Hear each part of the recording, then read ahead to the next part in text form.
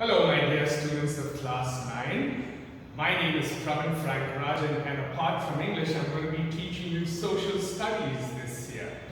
Well, before we begin, I hope and pray that you are all safe and sound and following the required social distancing norms which are laid out by the government, washing your hands regularly and staying safe. Well, guess what? Sri Sabakta Public School, for your convenience, has introduced online classes so that you can go ahead and sit at home, watch a few videos, and learn geography or social science. How cool is that? Well, I'm going to try my best to make learning fun for you. What we are going to be doing today is your first chapter in the social studies book under geography. The first lesson is India, size and location.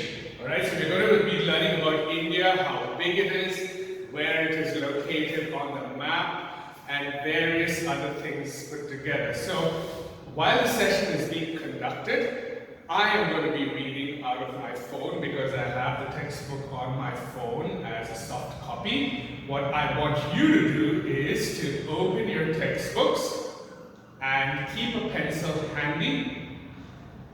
Understand the words, or understand the lesson as it's being taught. If you have any kind of doubts, just underline it, and at the end of the session, you can go ahead and post your comments, and I'll go ahead and reply to all of them to make it clear for you. Alright? Sounds exciting? Let's go ahead and begin. Please go ahead and follow this lesson in your textbook. Alright? India, its size and location. Alright? So India is one of the ancient civilizations in the world. It has achieved multifaceted socio-economic progress during the first 5 decades. So the first 5 decades, a decade is 10 years.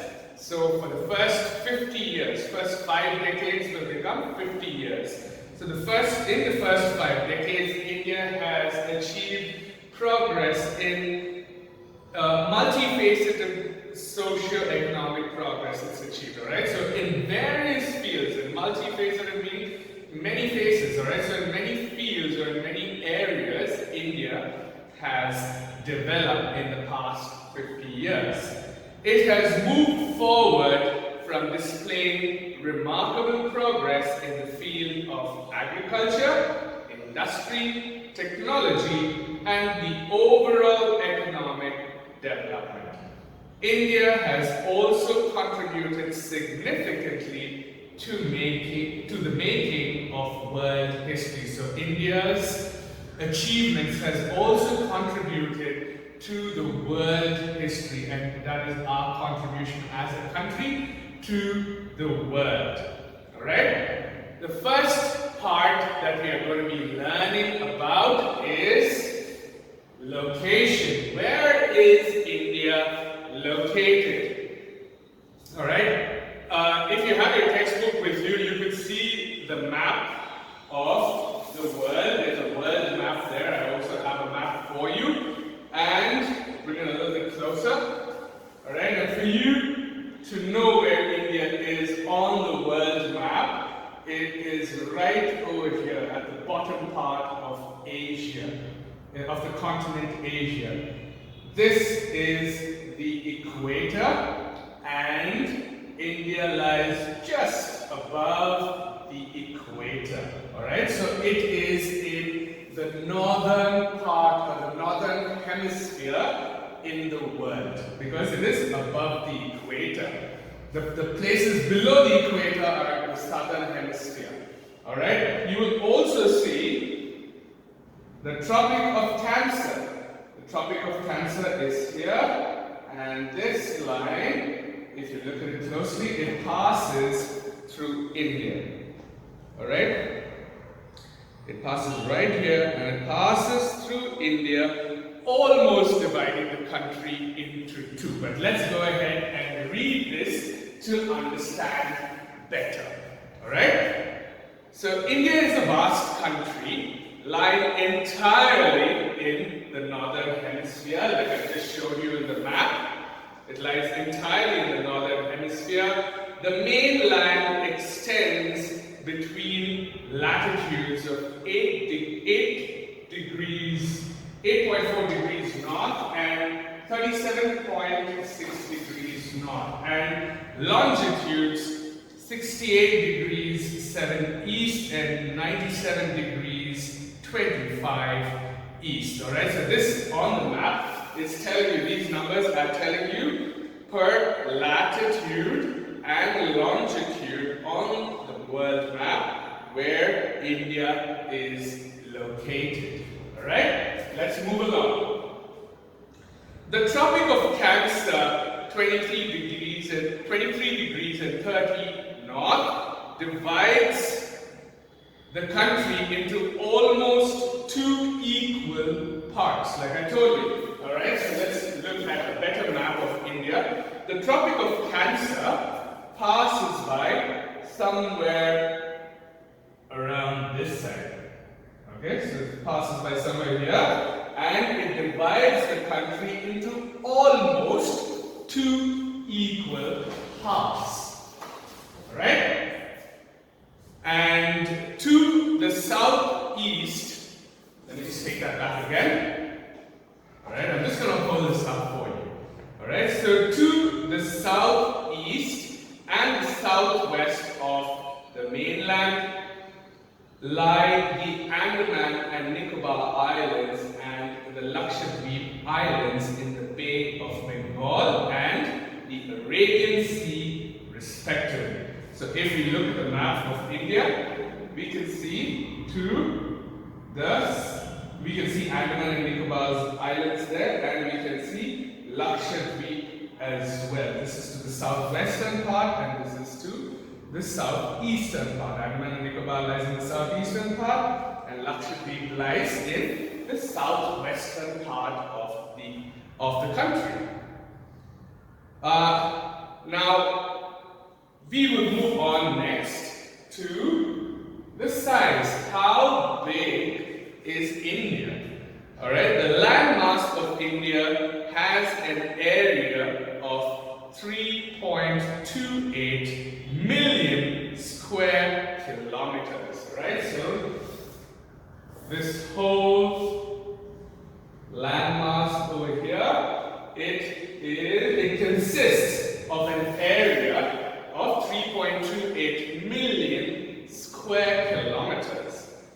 And India's total area accounts to about 24% of the total geographic area in the world. Alright? So if we look at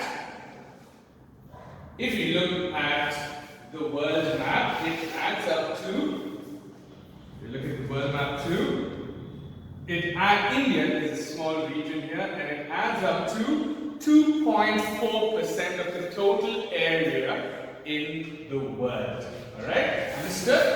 Great. Let's move along. Now, it is clear that India is the 7th largest country of the world. India has a land boundary of about 15,200 kilometers and a total length of the coastline of the mainland, including Andaman and Nicobar Islands and Lakshadweep, is 7,516.6 kilometers. They are telling us that the land area, okay, has a total, including the Lakshadweep Islands here, this is the Andaman and Nicobar Islands and the Lakshadweep Islands here, and the whole area. Alright, that's what they're talking about here. Now, India is bounded by the Youngfold Mountains in the northwest. Alright, so in the north, this is the north, this is the south, this is the west, and this is the east. So towards the northwestern part, it is bound by mountains. That's where the Himalayan ranges are there. Alright, and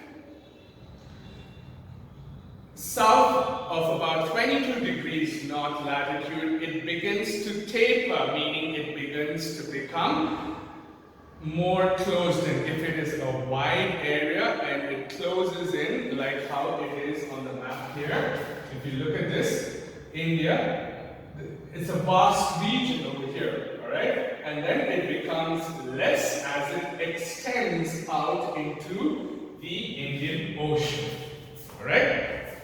So India is bounded by the Untitled Mountains in the northwest and the northeast. In the south of about 22 degrees north latitude, it begins to taper and extend towards the Indian Ocean, dividing it into two seas, the Arabian Sea in the west and the Bay of Bengal in the east. Alright, so here we have the Arabian Sea on the west and we have the Bay of Bengal in the east.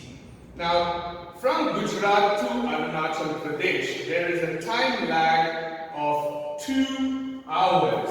We have Gujarat over here and we have Arunachal Pradesh over here. Now, the distance between these two places, there is a time difference. There is a time lag. There is a time difference of about 2 hours. So, if it is in Arunachal Pradesh, if it is 10 o'clock in the morning in Gujarat, it will still be 8 a.m.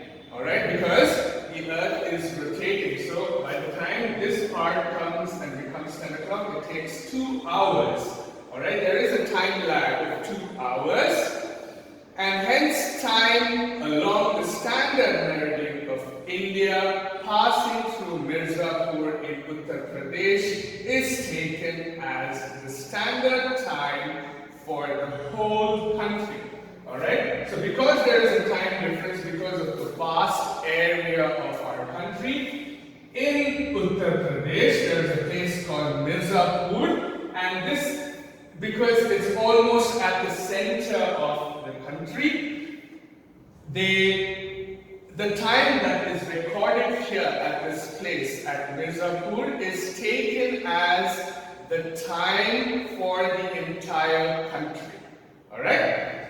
And the latitudinal extent influences the duration of the day and night as it moves from south to north. Alright? They're telling you that the difference of time is because of the Earth's movement.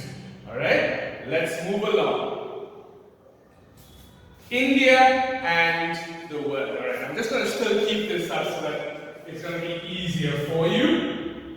Now, India and the world, it tells us who are our neighbors. Alright? The Indian landmass has a central location between the East and West Asia.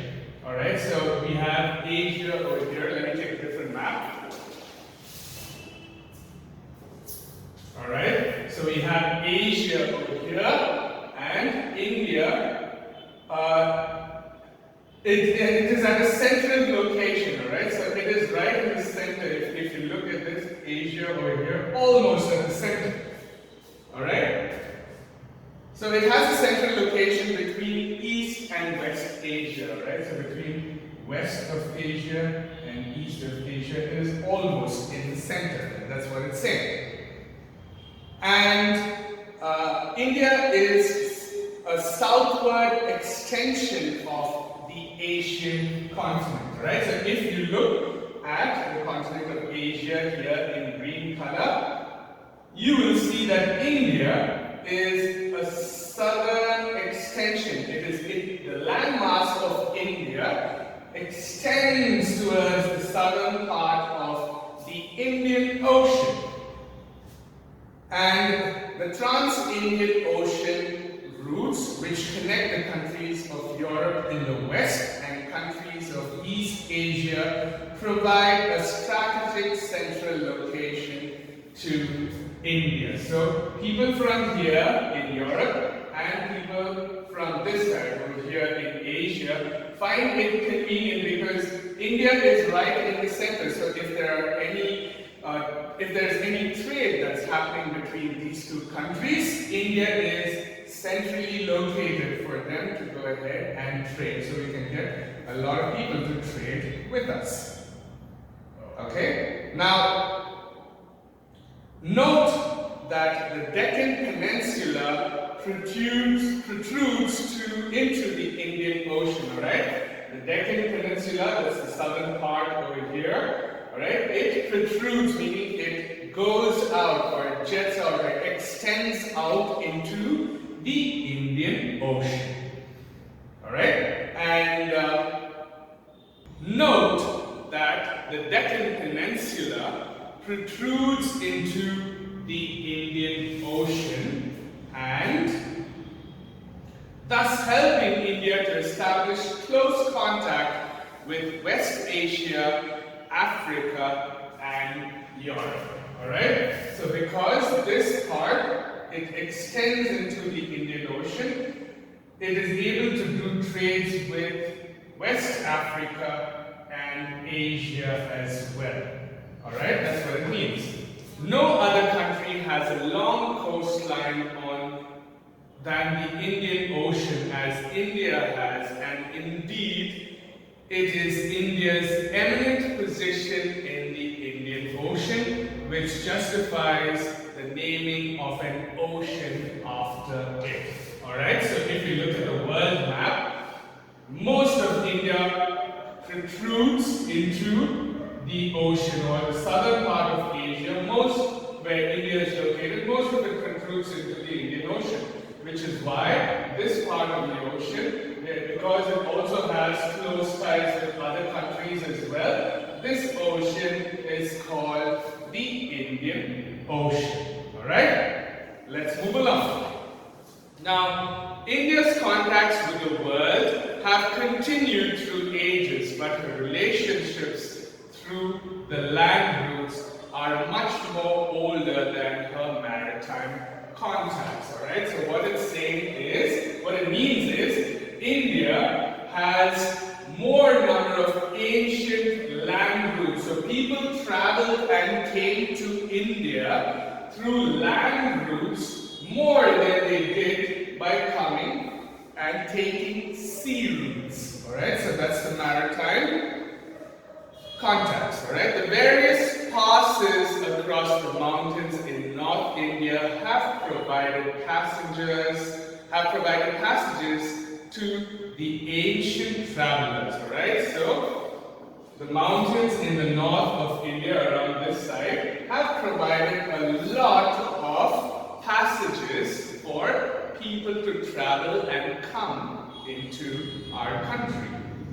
Okay, while the oceans restricted such interactions for a long time. Now, people did not take the sea route to come into India, but what they did was they have taken land routes and come into India in the ancient times. Alright? The routes have contributed in the exchange of ideas and commodities since ancient times. Now, because people knew these many routes, they knew about all these routes to come into India. They knew like how to come in from this side. They knew how to come in from the Pakistan side, or from Afghanistan, or from many other land routes. They knew how they started knowing about these routes, and that is how there was an exchange of commodities. People did trade, they bought and they sold things to people coming from other regions across the world. Alright? Let's read on further. The ideas of the Upanishads and the Ramayana, the stories of Panchatantra, the Indian numerals and the decimal system could thus reach many parts of the world. Now, because of these land routes, the decimal system, the Upanishads, the Ramayana, the Panchatantra and other stories, all these, the decimal system, which was introduced, which was found in India, or it was found by an Indian. And this went to other parts of the world because of these routes that existed in the country or in India at that point in time. The spices, muslin, and other merchandise were taken from India to different countries. India was really, really rich with regard to producing a lot of spices. Muslin is a type of cloth, and we were able to trade with other countries and do business with them because of these routes that existed. On the other hand, the influence of Greek sculpture in the architectural styles of dome and minarets from West Asia can be seen in different parts of the country. A dome is on top of a building. When you see, this is basically an architectural